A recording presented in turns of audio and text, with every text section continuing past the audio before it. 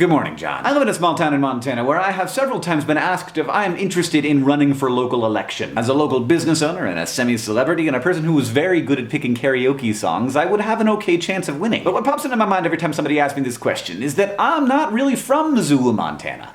I'm from the internet. Now that raises some interesting questions about the concept of place and the future of local government and the future of the autonomy of the internet. But those are big abstract questions. The more pressing one is, if internet citizenship exists, then are there some things that we could be doing to be better internet citizens? I think yes. And here's my first crack at some guidelines. People on the internet are people. The internet is real life. Treat people like people, online or off. Every person is complicated and impossible to fully understand. If you think you got somebody pegged completely after reading a 25-word comment, you're wrong. Removing comments and communities that dehumanize or mock other people is not censorship, it's kindness. Everybody can see and read the stuff that you put on the internet, and it will probably be there pretty much forever, so be thoughtful. BS detection is one of the most crucial skills of the online citizen, and it takes a long time to develop that set of skills. In fact, it's something that I think should be taught in schools everywhere. The number one rule though, cite your sources and don't share statistics that you can't find sources for. Just because something seems like it's true does not mean it is. And in general, don't share things that might be lies, even if they help you make a point that is really important to make. Mark Twain said it best, of course, a lie can travel halfway around the world while the truth is putting on its shoes. Don't be part of the problem. Help the truth put its shoes on. You don't know everything.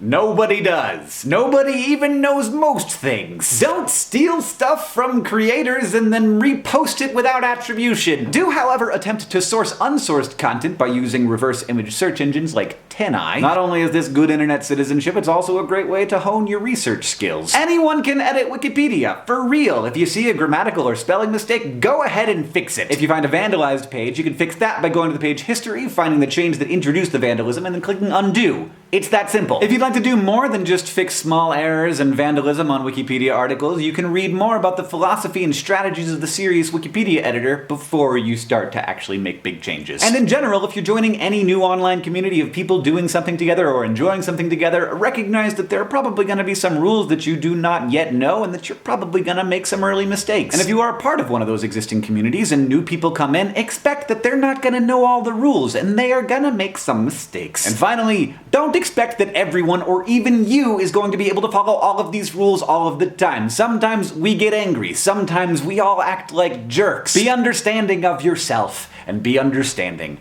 of others. When I asked Twitter and Tumblr what the most important rules of internet citizenship were, a lot of people pointed me toward Wheaton's law, which I like, but is a little bit subjective. Reworded slightly for the families out there, Wheaton's law is basically just don't be a jerk. But the response I liked most went further than that. Always leave people and places better than the way that you found them. That's what we should be working for in this wonderful place that has in many ways become my home. John, I'll see you on Tuesday. The second episode of Dear Hank and John, our new podcast, is out and online now. We're gonna try and have one every single week coming out like Sunday or Monday-ish. People seem to be liking it. Here are some tweets that we didn't even solicit. Dear Hank and John is such a funny, awesome podcast, laughing silently on the bus. Dear Hank and John is gold. Hank and John's podcast may be the greatest thing ever. Commutes just got a whole lot better. This new podcast and serial time have been the highlights of my June. I really don't see it getting any better than this. Thank you. Which brings up the fact that serial time has been going now for a week, a little more than a week, and I love it. Also, Titan's Grave is still happening, and it's so funny. I love it. I mean, it's just me. It's me being a dork with my dork friends, but it's great. You can find links to how to get to Dear Hank and John and all those other things in the description below. Thanks for watching.